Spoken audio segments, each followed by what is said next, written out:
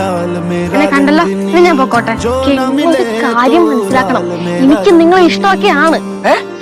ഇഷ്ടം?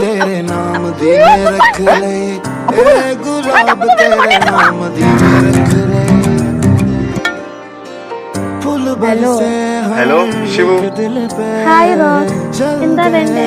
ഞാൻ ഈ പച്ചക്ക് എന്റെ അടുത്ത് വന്നാ ഒന്ന് കാണാൻ പറ്റുമോ?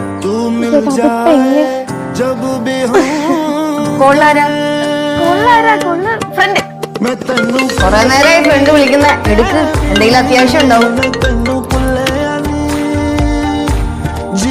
ചേച്ചിയോ?